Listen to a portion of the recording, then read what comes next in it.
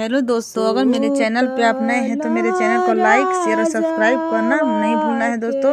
और comment box में ज़रूर बताइएगा कि मेरा वीडियो आप लोगों को कैसा लगा। उठी राजा भइले भिनुसार सुतल राजावा के रनिया जगावेली। उठी राजा भइले भिनुसार जेकरा ही घरे प्रभु कन्या कुंवारी से हो कैसे सुते निरभेद। जेकरा ही घरे प्रभु कन्या कुंवारी से हो कैसे सुते निरभेद। हम ना खोजब घर, हम ना खोजब बर, हम नाही देहब कन्यादान। हम ना खोजब घर, हम ना खोजब बर, हम नाही देहब कन्यादान।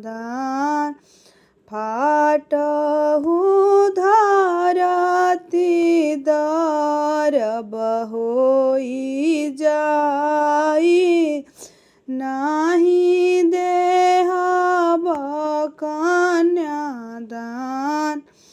फाटहु धरती दरब होई जाई हो, नाही देहब कन्यादान। ऐसन पुरुखवा के मुँह नाही देखब, जिनिया ऐसन दिहले जवाब। ऐसन पुरुखवा के मुँह नाही देखब, जिनिया ऐसन देहले जवाब। एतना वचन जब सुनली कवनी बेटी, आमा से अरज हमार। एतना वचन जब सुनली कवनी बेटी, आमा से हरज हमार।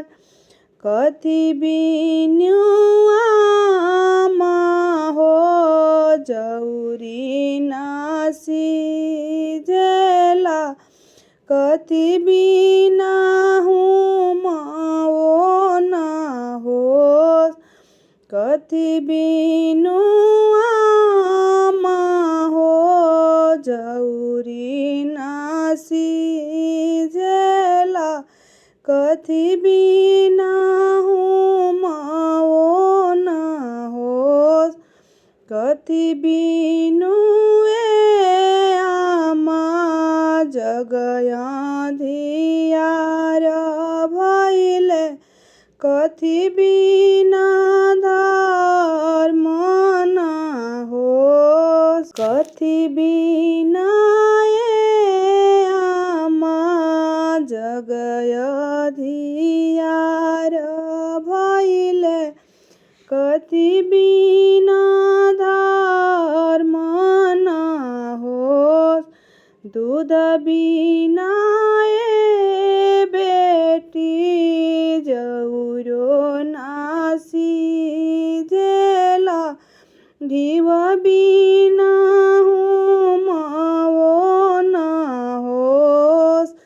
दूध बिना ए बेटी जौरी ना सीझेला घिव बिना हो मओ ना हो बेटा बिना बेटी हो जगय धियार भइले बेटी बिना धर्म न होस बेटा बिना ए बेटी जगय धियार भइले बेटी बिना धर्म न होस सुतल राजावा के रनिया जग वे